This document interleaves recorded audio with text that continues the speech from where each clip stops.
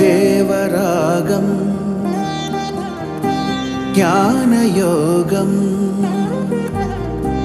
వ్యాసపీఠం బహువేదశాస్త్రం బోధామృతహిత శ్రీమన్నారాయణం శివగౌరీ సంభాషిత సకల పురాణం అష్టాక్షరి పంచాక్షరి మంత్రావరణం అఖిల దేవతా సంస్తుతి పారాయణం జయ మంగళకరమీ ప్రవచన శ్రవణం అనుదినము శుభము సుఖము జీవన గమనం దేవరాగం జ్ఞానయోగం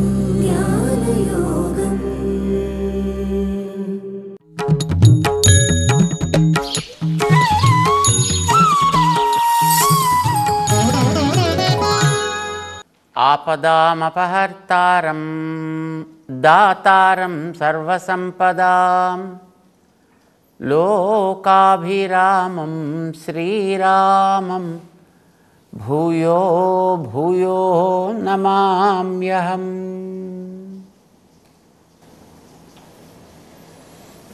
జై శ్రీమన్నారాయణ. ప్రియ భగవద్బంధువులారా,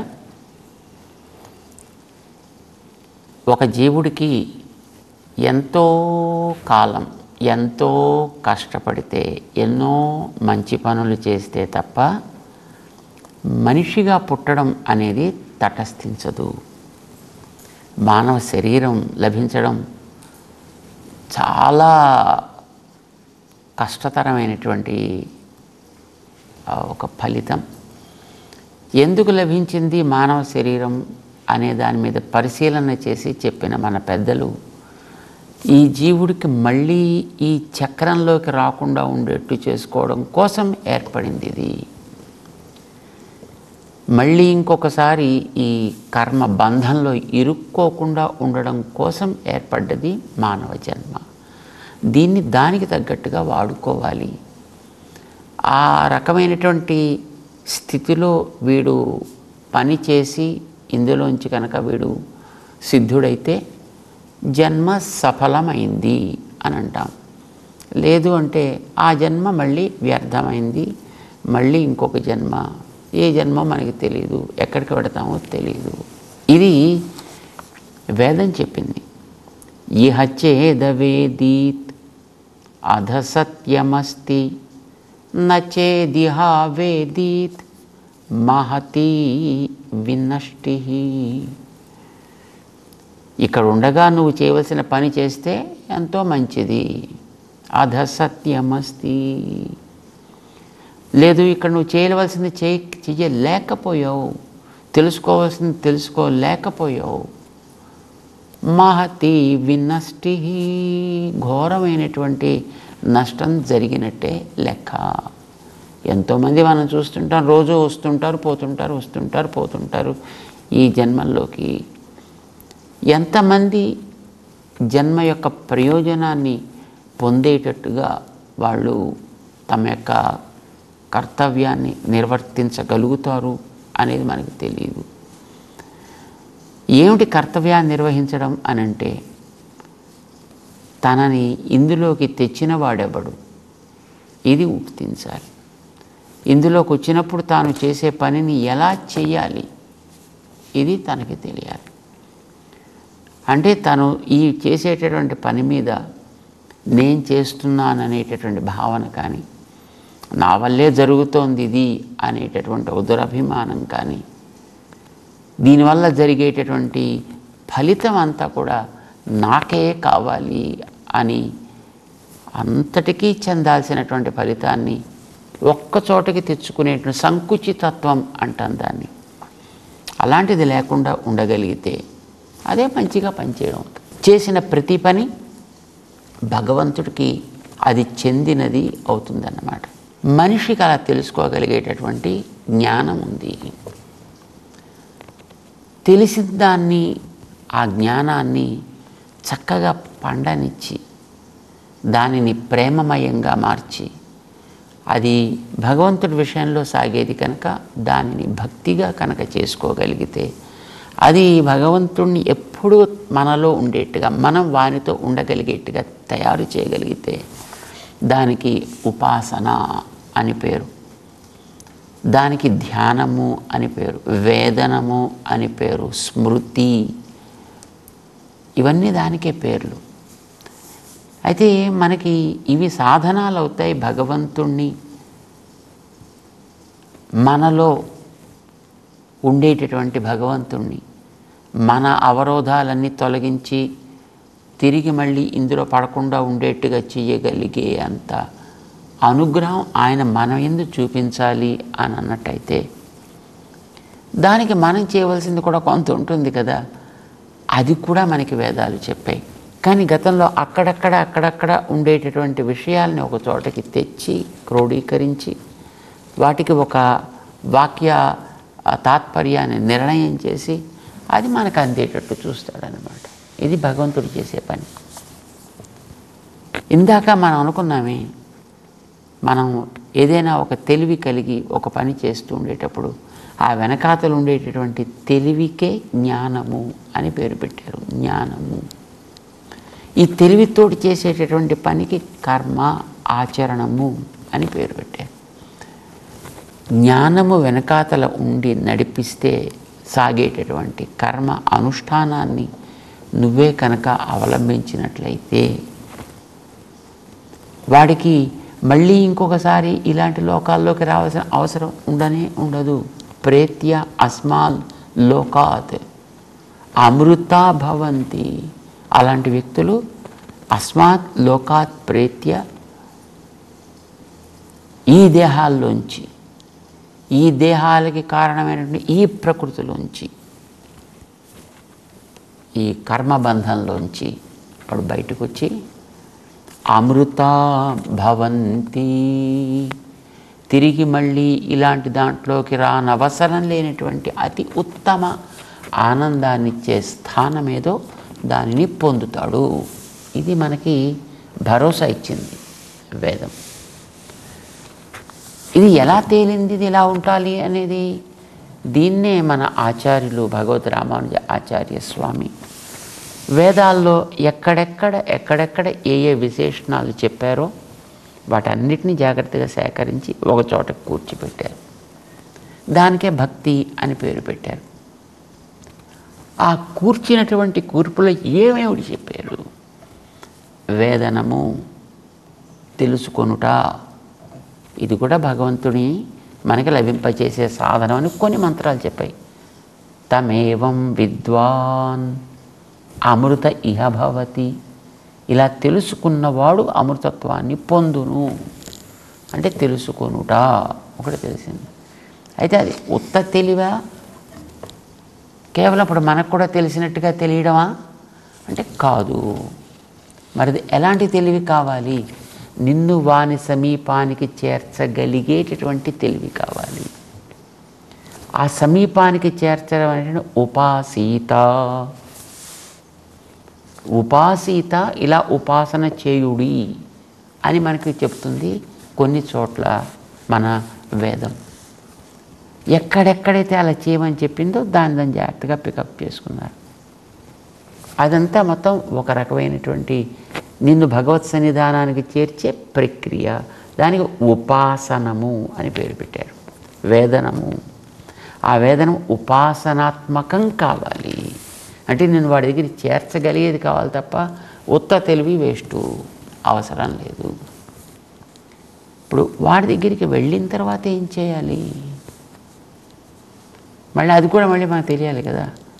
వాడి దగ్గరికి వెళ్ళిన తర్వాత వాడిని నువ్వు భావన చేస్తే ఆ చేసిన భావనలో వాడు గోచరుడు కావాలి. లోపల గోచరుడు కావాలంటే పైన ఉండేటటువంటి పొరలన్నీ పోవాలి కదా.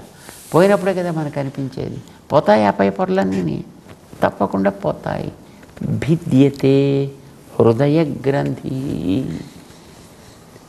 ఈ హృదయాన్ని జీవుడికి మధ్యలో కట్టిపెట్టిన బంధం ఒకటి ఉంది. అది భిద్యతే, అది కాస్త పోతుంది. ఛిద్యంతే సర్వ సంశయా, వీడికి ఉండేటటువంటి ఇదివరకైతే రకరకాల డౌట్స్, అవును ఏ డౌట్కి సమాధానం చెప్తే అదే కరెక్ట్ అని అనిపిస్తూ ఉంటుంది. ఒకడొక దాన్ని ఖండిస్తే అబ్బా నిజమే కదండి ఖండించాడు అని అనిపిస్తుంది. అది ఒక్కొక్కసారి సబబ్ అని అనిపించవచ్చు. అంచేత మనకి ఉపాసన దరికి చేర్చేటటువంటిది ఏదో అది నిరంతరము లోపల నిలబడేటట్టు కావాలి. ఏదో ఒకసారి విన్నాం, తెలిసింది, వెంటనే మళ్ళీ మర్చిపోయాం కాకూడదు. దానికి ధ్యానం అని పేరు పెట్టారు. ఆ ధ్యానం దాకా వెళ్ళాలి అని అంటే వీడికి మధ్యలో ఈ సాగేటటువంటి లోపలికి ప్రయాణం ఉంటుందే, దాంట్లోంచి ఇటు అటు లాగేటటువంటివి సంశయాలు, అవి తొలగిపోవాలి. ఛిద్యంతే సర్వ సంశయా, ఎప్పుడైతే సంశయాలు తీరతాయో అప్పుడు వీడు చేసేటువంటి పని ప్రభావం చేత క్షీయంతే చాస్య కర్మాణి, ఇదివరకు వీడి మీద ఉండేటువంటి బంధకంగా ఉండేటువంటి కర్మలు ఏవేవైతే ఉన్నాయో అవి పుణ్యకర్మలు కావచ్చు, పాపకర్మలు కావచ్చు, ఏవైనా క్షీయంతే, అది క్రమంగా అవన్నీ కూడా క్షీణించిపోతాయి, నశించిపోతాయి. ఎప్పుడు తస్మిన్ దృష్టే పరావరే, పరావరే గొప్ప గొప్ప వాళ్ళు అనుకున్న వాళ్ళందరినీ కూడా వాళ్ళని ధిక్కరించగలిగేటటువంటి యోగ్యత కలవాడు. లోకంలో చాలామంది పెద్దలు ఉన్నారు కదా, అలాంటి పెద్దలందరికీ కూడా ఆరాధ్యుడు, ఆ పెద్దలందరికీ ఆధారమైనటువంటి వాడు, ఆ పెద్దల ద్వారా జరిగేటువంటి వాటన్నిటిని చేయించేవాడు తానే. తస్మిన్ దృష్టే పరావరే, పరావర పరులుగా లోకంలో ప్రసిద్ధి పొంది ప్రాచుర్యం కలిగి ఉండేటువంటి వాళ్ళందరినీ కూడా అవర క్రిందకి తగ్గించగలిగినటువంటి ప్రభావం ఏ నారాయణుడికి ఉందో అతని యొక్క ప్రభావం చేత అతని యందు నీకు ఒక దృష్టి కనుక ఏర్పడి, తస్మిన్ దృష్టే పరావరే భిద్యంతే ఛిద్యంతే క్షీయంతే, ఇవన్నీ కూడా పగిలిపోతాయి, ఇవన్నీ ధారలుగా కారిపోతాయి. అప్పుడు దాంట్లో రకరకాలైనటువంటి దోషాలు క్షీయంతే చాస్య కర్మాణి, వీడికి ఉండేటటువంటి దోషావహమైన కర్మలన్నీ కూడా క్షీయంతే. తస్మిన్ దృష్టే, వాడి యందు నీకు దృష్టి ఏర్పడితే, దృష్టి ఏర్పడితే భిద్యంతే, వీడికి ఉండేటటువంటి అడ్లన్నీ తొలగిపోతాయి. అడ్లన్నీ తొలగితే కానీ వీడికి దృష్టి ఏర్పడదు. దృష్టి ఏర్పడితే తస్మిన్ దృష్టే పరావరే, ఆయనని మనం ఎదురుకుండా చూస్తున్నంతగా మనలో అది నిలకడగా ఉండాలని కదా మనం అనుకున్నాం. అప్పుడు కదా వీడికి స్మృతి ధ్రువంగా సాగేది. ఇలాగా ఇప్పుడు సాగట్లేదు. ఎందుకని అంటే, ఎందుకనంటే మరి ఏం చెప్తామయ్యా, వాడికి నీ మీద అభిమానం లేదు, దానికి నీకు సాగట్లేదు అంతే. ఆయన మనకు కనిపించాలనుకున్నాడు, మనకు కనిపిస్తాడు. మనం ఆయన చూడాలనుకుంటే ఆయన మనకు కనిపించడు. ఇదొక నియమం. మళ్ళీ భగవంతుడు అనేవాడు ఎప్పుడు కూడా ఆయన మనని చూద్దామని అనుకుంటే తప్ప మనకి మరొక రకంగా ఏర్పడదు. ఇది కూడా మళ్ళీ మనకి వేదమే చెప్పాలి. అది ఎలా కాదని మీ ఇష్టమైనటువంటి చెప్పడం, ఇందులో మన ఇష్టం ఏం లేదు. ఇందులో వేదంలో అక్కడక్కడక్కడికి ఈ మంత్రాలు చెప్పాయి. ఏమని చెప్పాయి? ఆయనే చెప్పుకున్నాడు ఒక చోట, నాహం వేదైః న తపసా న దానేన న చ ఇజ్యయా శక్యః. నేను వేదములు చదవడం వల్ల కానీ, నా తపస్సు చేయడం వల్ల కానీ, నా దానేనా దానం చేయడం వల్ల కానీ, నచ ఇజ్యయా శక్యః, లేదు ఏదైనా ఇష్టు లాంటివన్నీ తయారు చేసి మేము సంపాదిస్తూ ఉంటే అలా లభించేటటువంటి వాడు కాడు. నా దానేనా, పోనీ దానం ఇస్తామండి, ఇంత ఇచ్చేస్తాం పైసలు, తీసుకురండి కనిపించండి. ఇజ్జేయ, దానానికి లేదు, ధర్మానికి లేదు, యాగానికి లేదు, యోగానికి లేదు, దేనికి ఆయన కనిపించేవాడు కాదు. మరి దేనికి కనిపించేవాడైతే మరి ఇందాక చూడాలని ఎందుకంటే అంత హడావిడి పెడుతున్నారు. ఏమి దేనికి లభించడంటే అంటే నీ ప్రయత్నం చేత ఇది సాధనం అనే బుద్ధితోటి నువ్వు చేసేటటువంటి దానం పనికిరాదు, నువ్వు చేసేటటువంటి ధర్మము పనికిరాదు. మరి ఇంకెలా లభించేది ఆయన? దేనికైనా అంటే నీకు నమస్కారం, వెళ్ళొస్తా మరి అంటే అలా కాదయ్యా అర్జున, నన్ను ఈ విశ్వరూపంలో చూడడానికి నువ్వేం చేసావు? ఏం చేయలేదు, అంతే. నువ్వు చేసే దానివల్ల నీకంటూ ఏం రాదు. అది నేను ఇవ్వాలి అని అనుకుంటే నీకు ఏ రకమైనటువంటి అవరోధం లేదు కూడా, నీ ప్రయత్నం ఏమీ అవసరం లేదు కూడా. ఇది మళ్ళీ ఆయనే చెప్పాడు ఆయన. కానీ ఇలాంటిది కావాలంటే, అది లోపల నిలబడాలి అంటే ఆయన మనని వరించాలి. ఇది మళ్ళీ వేదమే చెప్పింది ఒకచోట, యమేవ ఏష వృణుతే తేన లభ్య.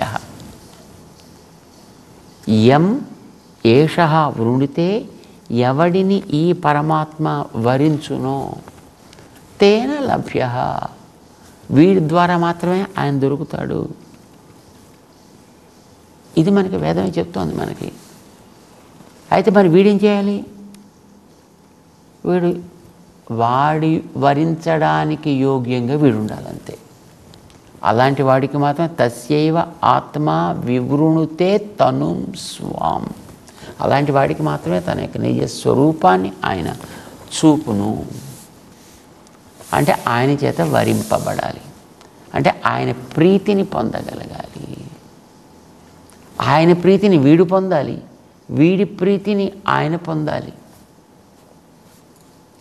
అలాగ పొందినప్పుడు ఏమవుతుంది? వీడు చేసేటటువంటిది ఏ పని అయినప్పటికీ కూడా వీడికి బంధకం కాకుండా, వీడి మీద దోషాలు ఏర్పడకుండా, వీడిలో కలిగి జ్ఞానాన్ని పెంచి, జ్ఞానం పండుగ అయ్యి, పండు రసములు ఊరేటట్టుగా తయారై ఆస్వాదయోగ్యంగా ఎట్లా ఉంటుందో అప్పుడు వీడు అట్లాంటి ఆస్వాదయోగ్యమైనటువంటి స్థితిని వాడు పొందగలుగుతాడు భగవత్ సన్నిధానంలో. అంటే భగవంతుడు వీడిని వరించాలి, వీడు భగవంతుడికి వరించతగిన వ్యక్తి కావాలి. ఒకటి, భగవంతుడు మన యందు ప్రేమతోటి స్వీకరించాలి.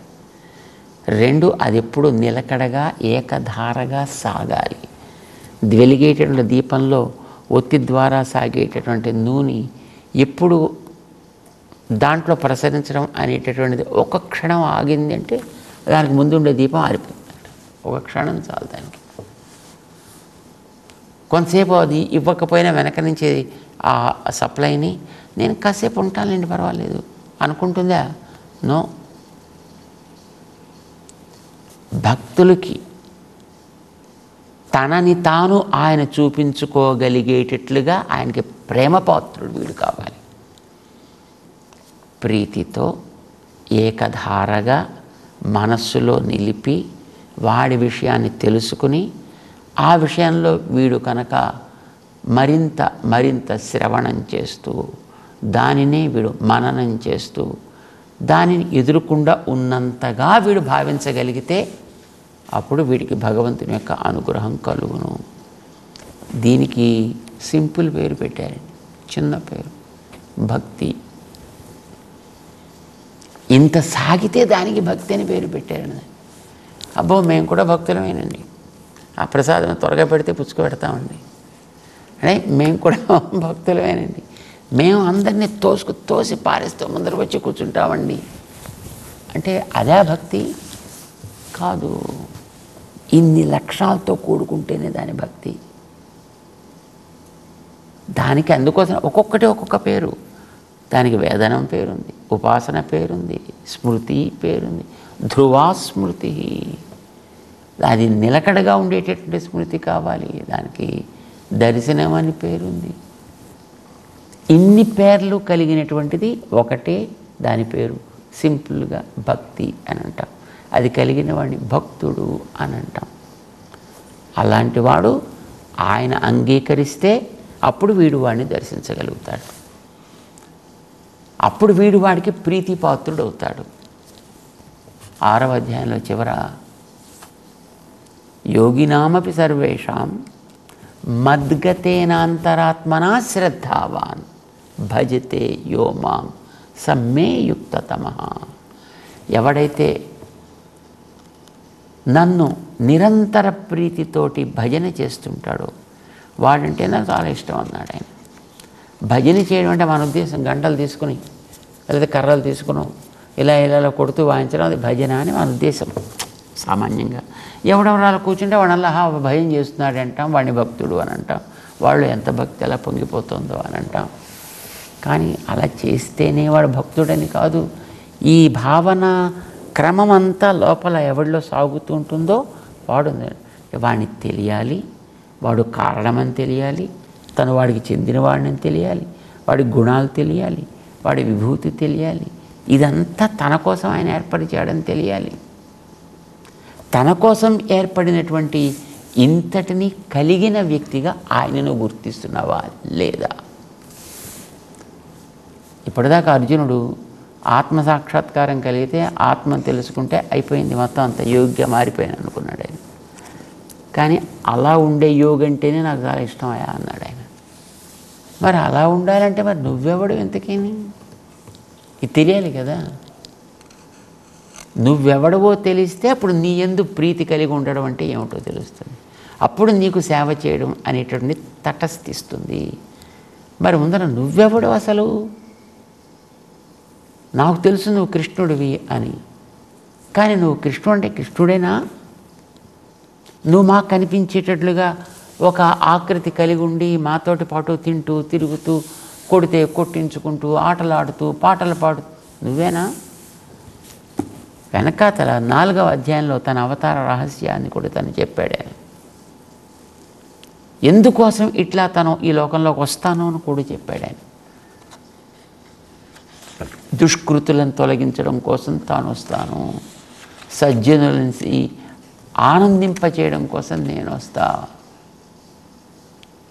అయితే ఆ సజ్జనులను ఆనందింపజేయడం కోసం వచ్చేటటువంటి స్వరూపం తను ఎదురుకుండా కూర్చున్నది. ఇదేనా ఇప్పుడు ఇంతకీ చెప్పింది? దాన్ని ఉపాసన చేయడం అంటే తనని గురించినటువంటి విషయం స్పష్టంగా తెలియాలి. ఆ స్పష్టంగా తెలియాలి అని అంటే ఎట్లా? మరి ఇప్పుడు అర్జునుడికి కృష్ణుడు తనకంటే ఎదురుకుండా ఉన్నాడని తెలుసును, కానీ డ్రైవర్గా ఉన్నాడు ఆయన. కనుక డ్రైవర్గా ఉండే ఆయన ఆశ్రయించడమా, లేక ఆయనకి వేరే స్వరూపం ఏదైనా ఒకటి ఉందా? ఇది అడుగుతాడు కాబోలు అనుకున్నాడు ఆయన. అడిగేట్టుగా ఏం కనపడలేదు ఆయన. విన్నాడు, చక్కగా అలాగే నిమ్మకు నీరెత్తినట్టుగా ఊరుకున్నాడు అర్జునుడు. ఇదేమిటని ఇంత చెప్పి నా యందు మనసు పెట్టినవాడంటేనే నాకు ఇష్టం అంటే, మరి నీ యందు మనసు పెట్టడం అంటే ఏమిటయ్యా? అసలు నువ్వెవరివి చెప్పాలి కదా, అడగాలి కదా, తెలుసుకోవాలి కదా. శ్రద్ధ ఉన్నవాడైతే ఏం చేస్తాడు పాపం? యోగ్యుడైనటువంటి గురువు కానీ జగద్గురువు కదా. అంచేత సరే వాడు ప్రశ్న వేసేదేమిటి? వేయకపోయినా పోనీ తనే చెబుదాం, ఎలాగూ చెబుదాం, అలాగే ఇంతసేపు దిగాను కదా, అలాగే ఇంత కష్టం పడుతున్నాను కదా, అడక్కపోయినా సరే చెబుదాంలే. నేనంటే ఏమిటో జ్ఞానం నీ కలిగిస్తా, విజ్ఞాన సహితం నీ కలిగిస్తా. నేనంటే సామాన్యమైనటువంటి తెలివి ఏమిటి ఉండాలో, ఎలా ఉండాలో, నేనంటే విలక్షణమైనటువంటి జ్ఞానం నీకు ఎలా ఉండాలో, అది ఏం తెలియాలో నీకు చక్కగా తెలియచేస్తా, జాగ్రత్తగా విను అని అర్జునుడికి హెచ్చరిక చేసి 6వ అధ్యాయాన్ని ముగించి 7వ అధ్యాయాన్ని ప్రారంభం చేస్తున్నాడు. మయి ఆసక్త మనః పార్థ యోగం యుంజన్ మదాశ్రయ అసంశయం సమగ్రం మాం యథా జ్ఞాస్యసి తచ్ఛృణు. నా గురించి తెలుసుకోవాలి, ఏ సంశయం, అసంశయం, సంశయాలు రాకుండా ఉండేట్టు తెలుసుకోవాలి. సమగ్రం, సంపూర్ణంగా తెలుసుకోవాలి. అది నీకు తెలియచేస్తా, వింటానంటే. మరి ఇది తెలిస్తే తప్ప వాడికి ఇష్టం కాదు అని అన్నప్పుడు మరి అదేమిటో తెలియచెప్పాయని వాడు అడగాలి కదా. అడగల. సర్లే పోన్లే, ఏమిటి అడిగేది, మన పిల్లాడే కదా, సరే చెప్దాంలే అని చెప్పడం ప్రారంభం చేశాడు. 7వ అధ్యాయం దగ్గరించి ముందుకు సాగుతున్నాడు. దీనికి జ్ఞాన విజ్ఞాన యోగము అని పేరు. దాన్ని తెలుసుకుందాం. జై శ్రీమన్నారాయణ.